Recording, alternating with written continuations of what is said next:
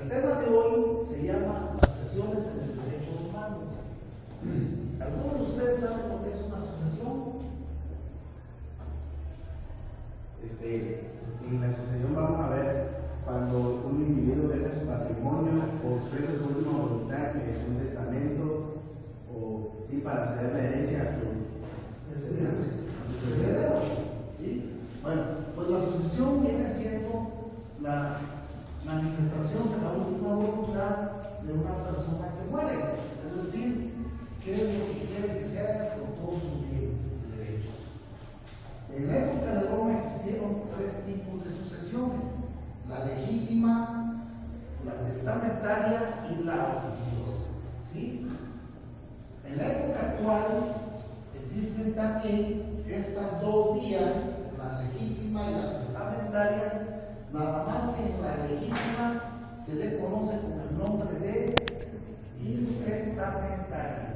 Es decir, cuando la persona muere y no deja un testamento, ¿qué sucede? Se pide la sucesión por la vía legítima.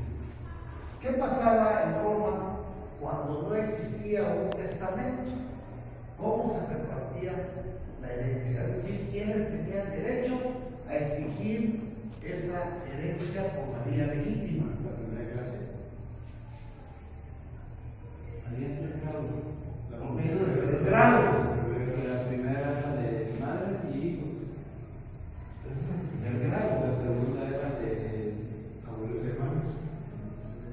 El primer grado, A ver, La del primer grado se le conoce como per cápita. Per cápita. cápita o por cabeza. Ajá. Que esa es considerada al primer grado, que es a la esposa y a los hijos. Al segundo, que es por estirpe, que ese es el segundo miembro, o segundo grado, que es a los padres y a los hermanos. Y el tercer grado, que ya es diferencia ahí entre abuelos, nietos, sobrinos, tíos y demás. Eso tendría que pasar al tercer grado. Entonces, cuando muere la persona, los primeros que tienen derecho a reclamar son la esposa y los hijos. Si no tiene esposa y no tiene hijos, pasan a los de segundo grado, que son los padres y los hermanos. A falta de eso, pasan hasta el tercer grado, que son los primos, sobrinos, tíos, nietos, abuelos, etc. Y puede ser hasta un cuarto grado de parentesco. ¿Sí? Bueno. ¿Qué pasa si existía un testamento, pero ese testamento no era válido? ¿Cómo se podía demostrar que el testamento era falso? solicitaron la colaboración de un perito Para que verificara si la firma del que falleció y dejó el testamento era legal o era legítima, era la que había plasmado en el testamento. Esa era una forma de invalidar un testamento. ¿Qué otra forma? Que no se hubiera cumplido con los requisitos, ¿sí? Que ese testamento no se hubiera hecho ante un notario público, que no se hubiera hecho ante 5 testigos, o que no se hubieran cumplido con todas las modalidades que la ley exige para hacer un testamento. Por ejemplo, si no hay notario y el lugar está muy apartado de la jurisdicción o de la nación donde no haya notario, se podría hacer un testamento y tendría validez.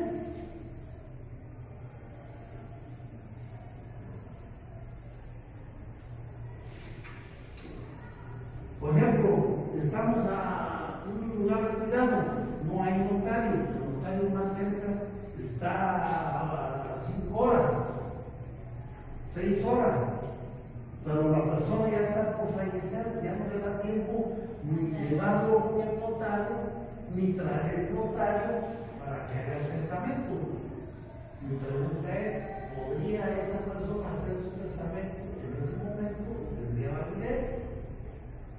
Por medio de testigos. Exactamente. Entonces, ¿qué pasaría ahí? Se demandaría que llamar un testigo para que ante la presencia de los testigos pudiera él manifestar su última voluntad. Y como está apartado del lugar donde hay un notario, ese testamento llega a tener validez, no se puede invalidar. La otra es cuando un heredero no quiere o no puede renunciar al cargo de heredero. ¿Qué pasa ahí? No dejaron un sustituto, ¿sí? Ahí también cualquier persona puede, de los que tengan derecho, puede pedir o solicitar o demandar la herencia, ¿sí? Alguno de los herederos no acepta. Por la vía legítima ya llegamos a la conclusión de que si no había testamento, los hijos y la esposa podían reclamar la herencia. Ya vimos que si no había esposa e hijos, podían ser los papás y los hermanos del difunto, y así sucesivamente hasta la tercera línea. Ya también vimos que si existía un testamento pero no era válido, buscar cuál era la causa de su invalidez. Igual, cuando un heredero no pedía o no podía aceptar la herencia. Ahora vamos a ver por la vía testamentaria. Aquí sí es indispensable que existiera un testamento. Para poder heredar, había que hacer un testamento. Por ejemplo, si la persona que muere tiene dos hijos de matrimonio y tiene otro hijo fuera de matrimonio y decide en su testamento nada más dejarle a los dos hijos dentro del matrimonio, el hijo que no está reconocido pero no está dentro de la herencia, podrá reclamar su derecho de heredero. Sí. ¿Por qué? Podrá reclamarlo porque